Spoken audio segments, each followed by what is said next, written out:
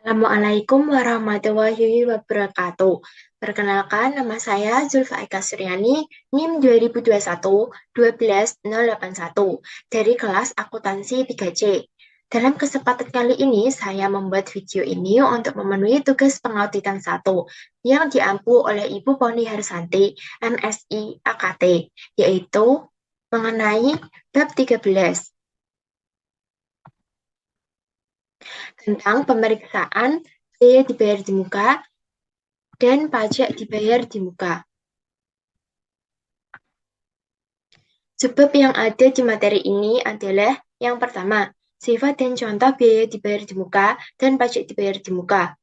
Yang kedua, tujuan pemeriksaan biaya dan pajak dibayar di muka. Yang ketiga, proses pemeriksaan biaya dan pajak dibayar di muka. Yang pertama, sifat dan contoh biaya dibayar di muka dan pajak dibayar di muka.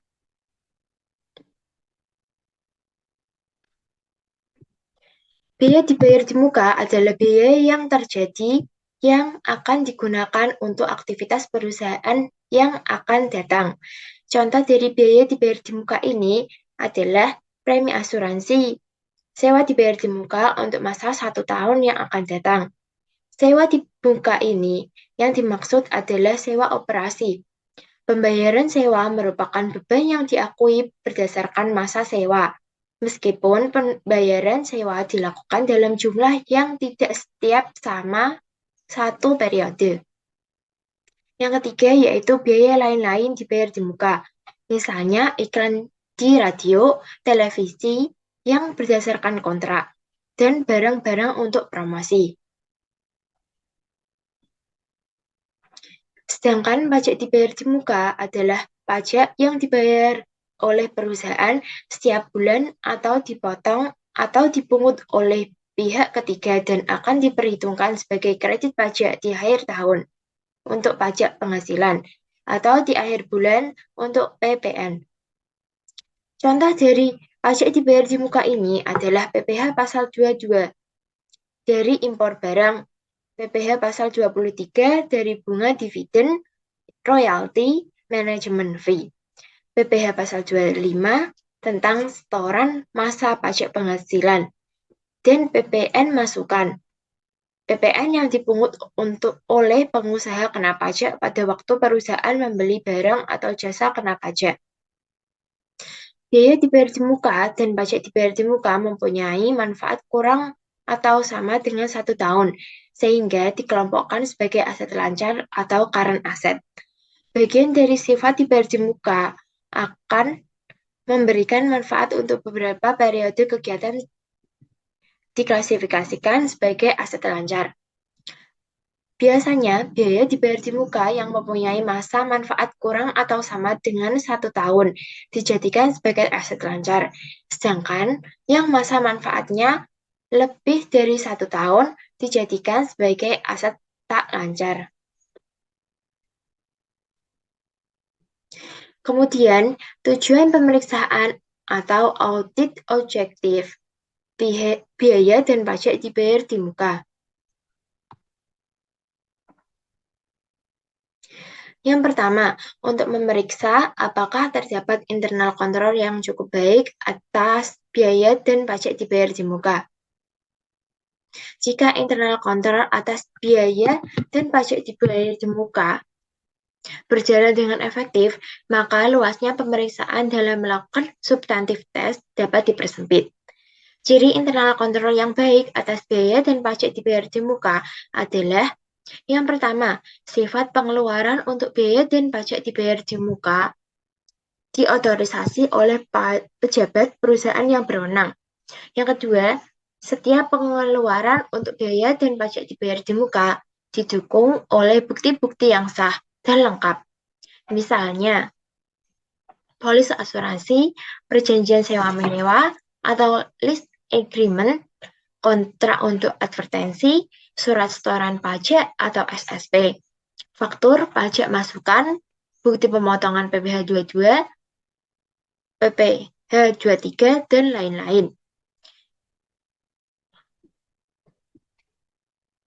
Yang ketiga, untuk memeriksa apakah biaya yang mempunyai kegunaan untuk tahun berikutnya sudah dicatat sebagai biaya dibayar di muka. Artinya, auditor harus memeriksa apakah bagian yang belum dibebankan sebagai biaya sudah dicatat sebagai biaya dibayar di muka. Yang ketiga, untuk memeriksa apakah biaya dibayar di muka yang mempunyai kegunaan untuk tahun berjalan telah dibebankan atau dicatat sebagai biaya tahun berjalan. Auditor harus memeriksa apakah bagian expired atau masa manfaat sudah berlalu sudah dibebankan sebagai biaya tahun berjalan. Yang keempat, untuk memeriksa apakah pajak dibayar di muka didukung oleh bukti setoran atau pemungutan pajak yang sah dan lengkap sehingga bisa diperhitungkan sebagai kredit pajak akhir periode.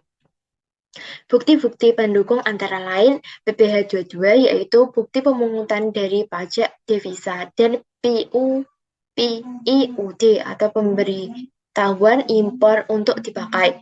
PPh pasal 23 bukti pemotongan dari perusahaan yang membayar dividen, sewa royalti atau pajak yang membayar bunga deposito atau jasa giro. PPh pasal 25 yaitu SSP, PPN masukan yaitu faktur pajak dari pemungutan kena pajak. Yang kelima, untuk memeriksa apakah penyajian biaya dan pajak dibayar di muka dalam laporan keuangan sudah sesuai dengan standar akuntansi keuangan di Indonesia, yaitu SAK, ETA, atau IFRS.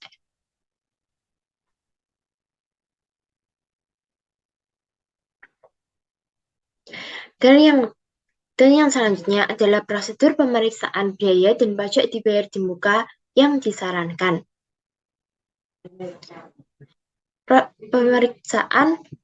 Prosedur pemeriksaan untuk compliance test. Prosedur pemeriksaan dibagi atas prosedur compliance test dan prosedur substantif test. Pembahasan prosedur pemeriksaan untuk substantif test akan dibagi dalam beberapa bagian yaitu sewa dibayar di muka, premi asuransi dibayar di muka, biaya advertensi di muka, dan pajak dibayar di muka. Prosedur pemeriksaan compliance test. Yang pertama, pelajari dan evaluasi internal kontrol atas biaya dan pajak yang dibayar di muka. Dalam hal ini, internal control kuesioner yang digunakan tercakup dalam internal control kuesioner atas pengeluaran kas dan setara kas. Apakah setiap pembayaran yang menyangkut biaya dan pajak dibayar di muka didukung oleh bukti-bukti yang sah dan lengkap? Apakah pembayaran tersebut diotorisasi oleh pejabat perusahaan yang berwenang? Apakah bukti setoran pajak, faktur pajak masukan, bukti pemotongan pajak oleh pihak ketiga di-file dengan baik dan rapi? Apakah perjanjian sewa menyewa, polis asuransi di-file dengan baik dan rapi? Selanjutnya adalah lakukan tes transaksi atau compliance test atas biaya dan pajak dibayar di muka. Yang digunakan sebagai sampel biasanya adalah bukti pengeluaran kas dan bank, dan sampel cukup dipilih secara random. Selanjutnya, tarik kesimpulan mengenai internal control atas biaya dan pajak dibayar di muka. Jika dari tes transaksi, auditor tidak menemukan sesuatu kesalahan, maka auditor bisa menyimpulkan bahwa internal control atas biaya dan pajak dibayar di muka berjalan dengan efektif. Karena itu, substantif tes atas perkiraan biaya dan pajak dibayar di muka bisa dipersempit. Ini merupakan contoh kerja keras pemeriksaan compliance test dalam Exhibit 13.1.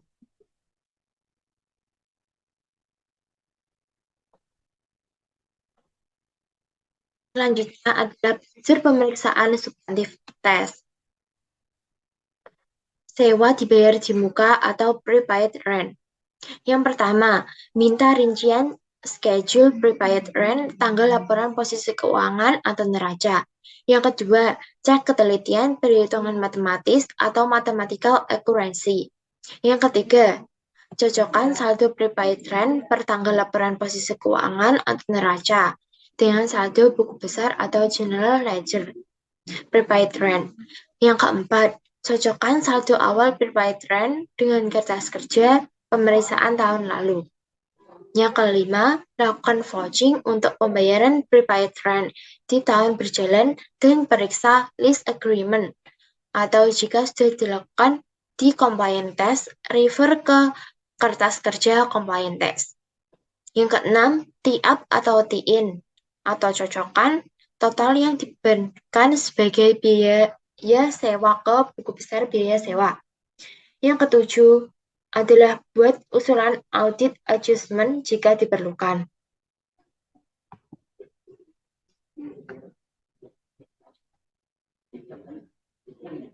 Ini merupakan kertas pemeriksaan, contoh kertas kerja pemeriksaan sewa dibayar di muka dalam Exhibit 13.3.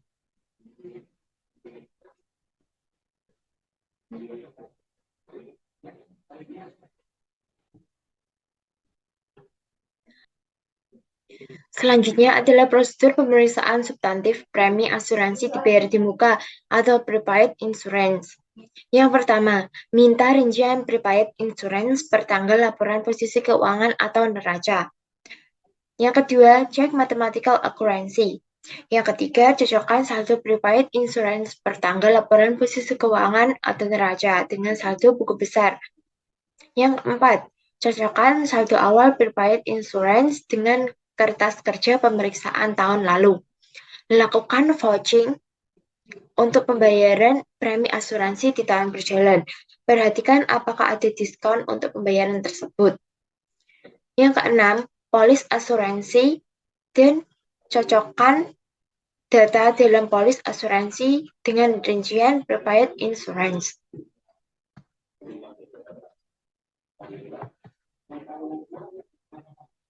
Yang ketujuh, tiap hal yang dibebankan sebagai biaya asuransi ke buku besar biaya asuransi. Yang kedelapan, periksa apakah nilai pertanggungjawaban atau insurance coverage cukup atau tidak dalam arti tidak terlalu besar dan tidak terlalu kecil. Yang kesembilan, perhatikan apakah di dalam polis insurance terdapat bankers clause. Maksudnya, apakah ada polis asuransi tersebut ada salah satu pasal yang menyebutkan bahwa kalau terjadi iklim karena yang diasumsikan terbakar atau hilang, maka akan diganti rugi harus dibayarkan kepada bank. Yang ke-10 yaitu buat usulan audit adjustment jika diperlukan. Ini merupakan contoh kertas kerja pemeriksaan premi asuransi dibayar di muka. Dalam Exhibit 13.4.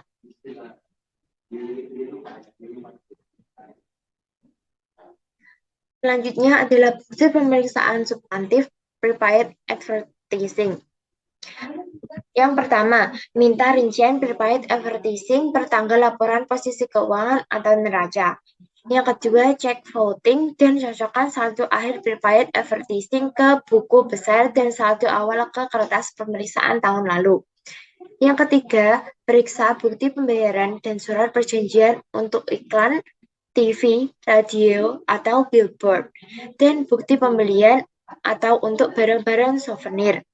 Yang keempat, periksa kebenaran pembebanan ke biaya. Selanjutnya yaitu prosedur pemeriksaan substantif prepaid tax. Yang pertama, minta rincian prepaid tax ke tanggal laporan keuangan atau neraca. Yang kedua, cek voting dan cocokkan saldonya dengan buku besar. Untuk pajak penghasilan, bandingkan angka prepaid tax di rincian dengan SPT PPh Badan.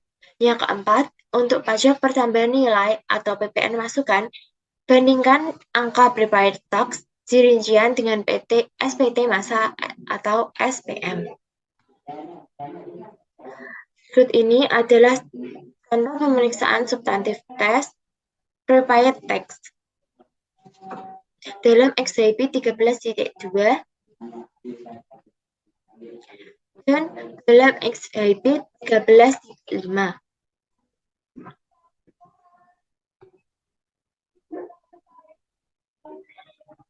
Dalam bab ini, sewa dibayar di muka adalah sewa operasi. Menurut SAK Etap IAI 2009, 86-87 untuk sewa operasi, Lois mengungkapkan hal-hal berikut. Jumlah pembayaran sewa harus dibayar selama masa sewa. Jumlah pembayaran sewa selama periode berjalan yang diakui sebagai beban sewa. Yang ketiga, jaminan yang diberikan sehubung dengan transaksi sewa. Yang keempat, keuntungan atau kerugian yang ditangguhkan beserta amortisasinya sehubung dengan transaksi jual dan sewa balik. Ikatan-ikatan penting yang dipersyaratkan dalam perjanjian sewa. Sedangkan lessor pembayaran sewa selama tahun berjalan dan list harus diakui sebagai pendapatan sewa. Pendapatan sewa harus diakui dan diukur berdasarkan metode garis lurus sepanjang masa sewa. Meskipun pembayaran sewa guna usaha mungkin digunakan dalam jumlah yang tidak sama setiap periode. Demikian kiranya yang bisa saya sampaikan. Mohon maaf apabila ada salah kata yang terucap. Dan saya juga mengucapkan terima kasih yang sebanyak-banyaknya atas perhatiannya. Akhir kata, saya ucapkan Assalamualaikum warahmatullahi wabarakatuh.